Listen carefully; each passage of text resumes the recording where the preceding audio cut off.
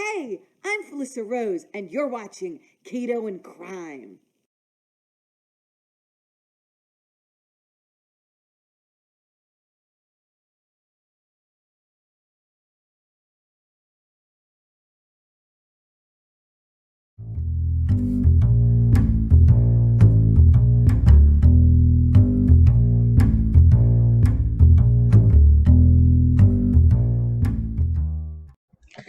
Hey everyone, welcome to Keto and Krime.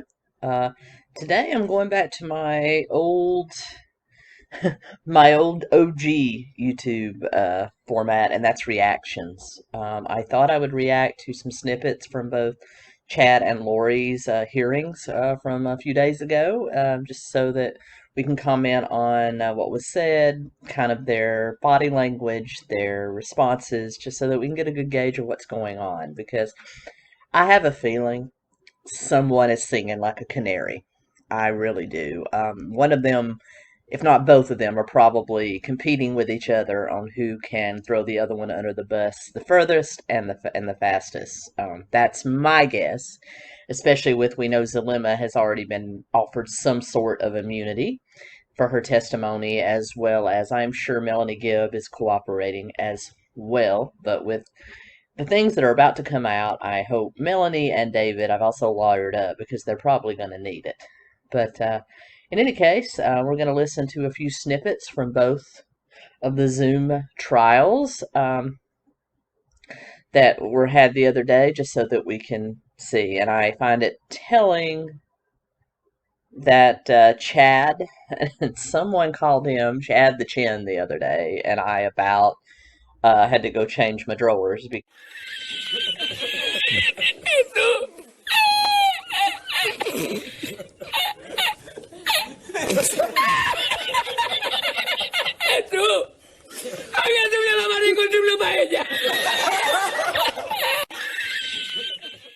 Because I almost, wet my drawers when I read that comment. I had never heard that, but now that I look at him, it's quite fitting. But he's still very smug. Still very smug sitting there. So, anyway, I thought this would be fun. A nice little change to our normal format. So, let's get into it. I'm going to start the video. 2021, case number CR 2221-1623, State of Idaho versus Chad Guy Daybell. Present here on the Zoom call, I have Mr. Daybell appearing with his counsel, Mr. Pryor. I have Mr. Wood, who represents the state. Also, Ms. Blake, who is here representing the state. I have a court reporter and someone from the Idaho Supreme Court for technical issues.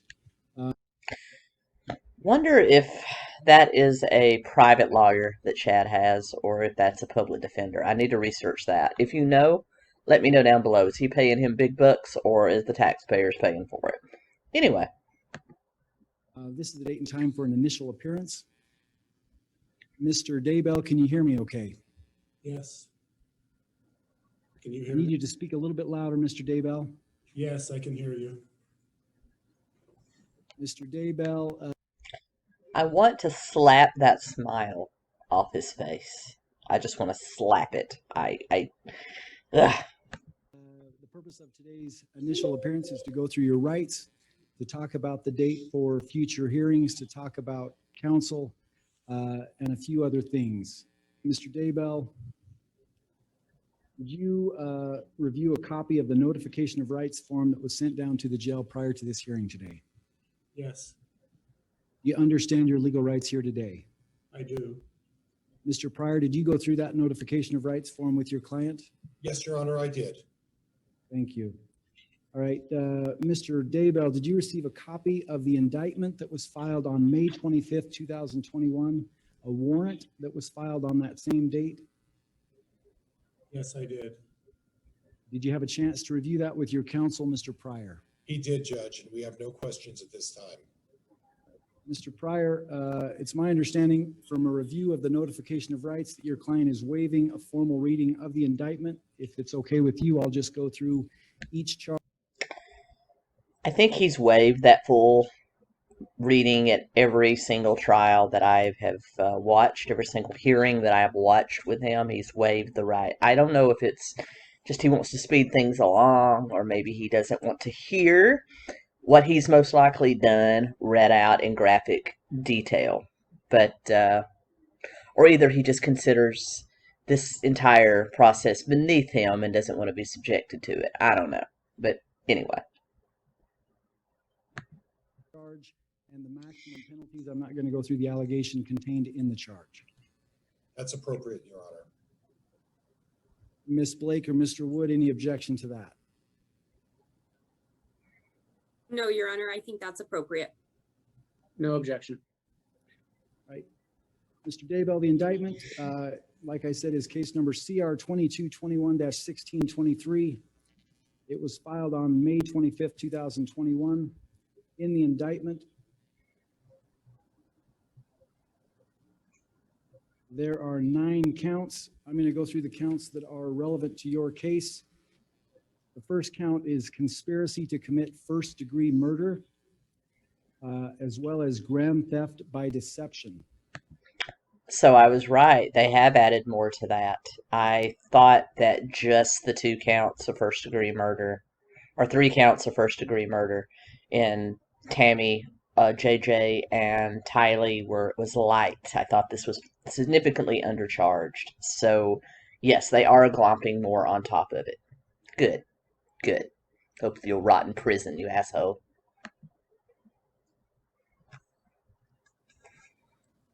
That count is punishable to the same extent as the underlying crime on the conspiracy. On the first part of that count, murder in the first degree, it's punishable by death or life imprisonment. If the death penalty is not sought, the court shall impose a life sentence, including mandatory minimum period of incarceration of 10 years. Okay, so as I said earlier, they have 3 choices. They can go for the death penalty, which they're still trying to decide. I believe they have up to 60 days to decide whether they want to go through with that. Or they can impose life in prison with a possibility of parole, like the judge said would be a minimum. He would have to serve 10 years to qualify for even a parole hearing. And then there's always the chance they could ask for life without parole as well. But it sounds like the judge is upholding that kind of fallback Idaho law of it being just regular life in prison. So anyway. It carries up to a $50,000 fine for both. It also carries with it up to a $5,000 fine and restitution. With regards to the second part of count 1, conspiracy to commit grand theft by deception, that portion of the charge carries up to 14 years in prison, up to a $5,000 fine, or both.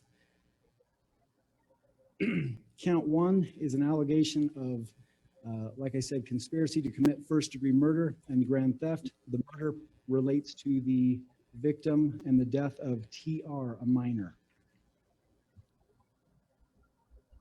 Count 2 is a charge of first-degree murder. It carries with it a maximum penalty punishable by death or life imprisonment. If the death penalty is not sought, the court shall impose life sentence, including mandatory minimum period of incarceration of 10 years. It carries up to a $50,000 fine and up to a $5,000 fine and restitution. It relates to the death of the minor child, TR. Count 3 is a charge of conspiracy to commit first-degree murder and grand theft by deception. That charge carries with it the same maximum penalty as count 1. I think the theft portion here is the hiding of the bodies. Remember that he was charged with evidence tampering, hiding of the bodies. So I think that's what in relation to is as far as that theft.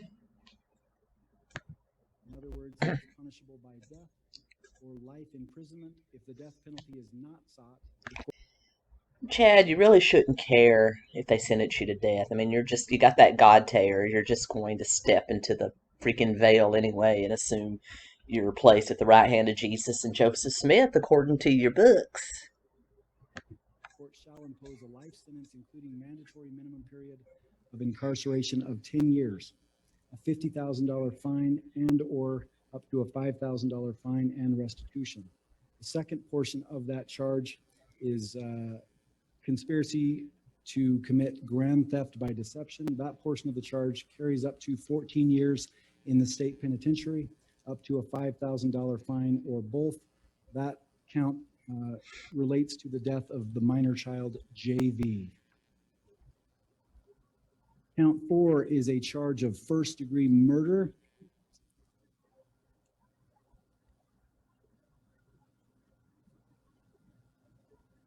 That charge is punishable by death or life imprisonment.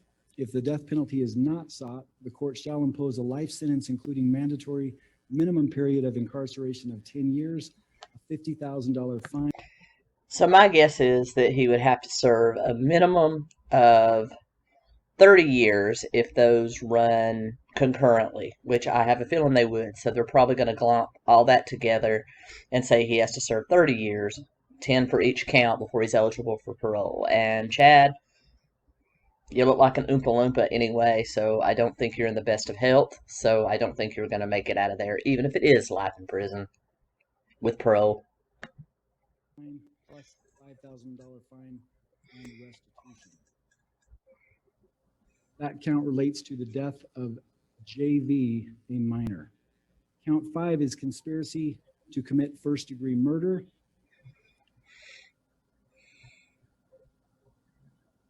That charge carries with it the potential penalty of death or life imprisonment. If the death penalty is not sought, the court shall impose a life sentence, including mandatory minimum period of incarceration of 10 years, a $50,000 fine, plus $5,000 fine and restitution. That charge. He better hope more people read his books if he's going to pay all them fines. Just saying. Relates to the death of Tamara Daybell. What'd you do to her, Chad? How'd you kill her? What'd you do to her? Is a charge of first-degree murder. That charge carries with it punishment by death or life imprisonment. If the death penalty is not sought, the court shall impose a life sentence, including mandatory minimum period of incarceration of 10 years. Carries up to a $50,000 fine and a $5,000 fine and restitution. The next count related to your case is count 8. It's an allegation of insurance fraud. They are going for the kitchen sink here, insurance fraud. Yes. That money you got from Tammy, you're going to have to give it back. You know, I'm not a believer, you know, as far as spiritual things and afterlife, but in just this case, I really wish there was such a thing, and I hope it was like Patrick Swayze and Ghost, where you see the bad people kind of, you know, get swept away by demons and stuff. I hope when he does cross over that Tammy, JJ, and Tylee are there to grab him and cast him into hell. I just... Insurance fraud out of his charge carries up to 15 years in the state penitentiary, a fine of up to $15,000 plus restitution. Count 9 is the last count. It is also a charge of insurance fraud. It carries up to 15 years in the state penitentiary, a fine of up to $15,000 or both plus restitution. Mr. Daybell, the maximum penalties of all of those counts carry up to, they could all run consecutively, one after the other, or they could run concurrently. Do you understand that? Yes, I do. Mr. Pryor, have you had a chance to explain that to your client? Consecutively means one, then one, then one. That would be the longest time he could ever be away. If they run concurrently, they're all kind of glomped on, and you know, 1 year is 1 year is 1 year in every case, which is why I think even if it does do that, they will probably require mandatory 30 years before he's out. Just saying. Yes, Your Honor, I have. We'll proceed then. Very well.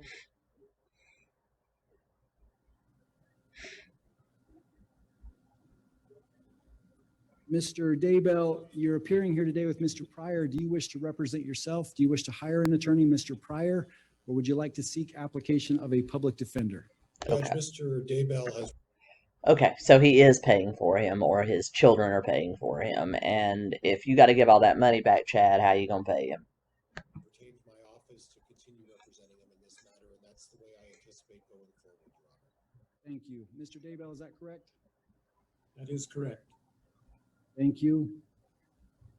All right, the next item of business is to set the arraignment. That arraignment will be in front of the district court judge. As of right now, Mr. Pryor, Mr. Wood, Ms. Blake, the court has available June the 9th in the morning. That's the date we will set that arraignment for. It's yet to be determined if that's going to be in person or via Zoom. That will be worked out at a later time and date. Also, the exact time of that arraignment on June 9th will be set by the court, and we'll send out final notice of that, but it will be in the morning on June the 9th. Does that work for everybody? That will work for the state, Your Honor. Yes, Judge. We'll plan on that. Right now, the warrant has set forth no bail.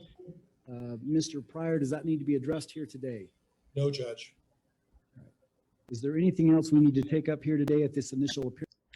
So basically, no bail. He's not getting out. He's sitting in jail until everything goes by. So his arraignment, June 9th, I'll keep you posted on that. And with that, we're back with Lori, who, of course, has her mouth covered because God forbid she should get sick and die, unlike what she subjected her children to. But anyway, let's check this out. Record here in Fremont County, it is 11:44 here on the 26th of May, 2021. Good morning to everybody. We will call up case number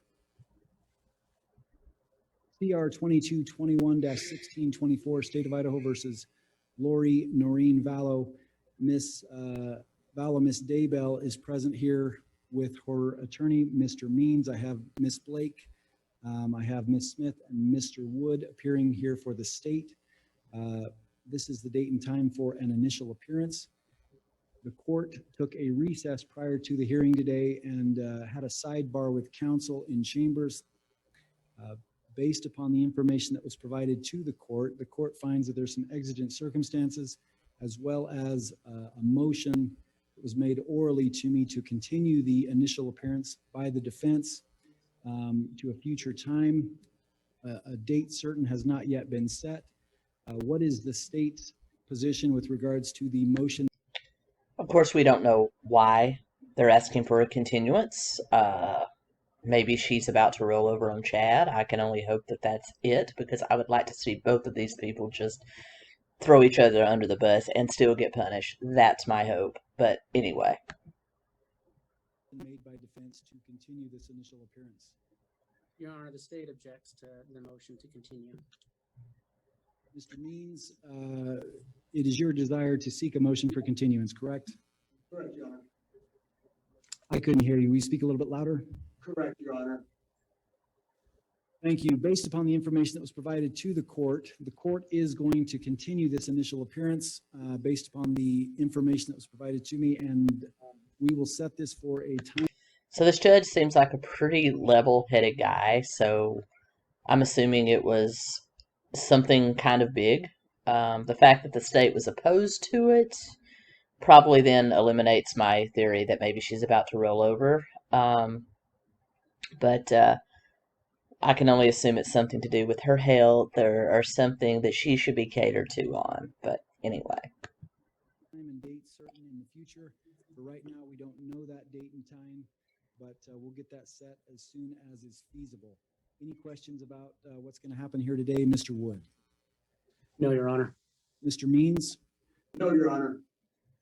We'll proceed from there. Thanks, everybody, for Your Honor, appearing. we would quickly ask if Mr. Means has entered a notice of appearance on this case. Mr. Means, is it your intent to represent Miss Daybell here in this case? It is, Your Honor. Do you plan on entering a notice of appearance to?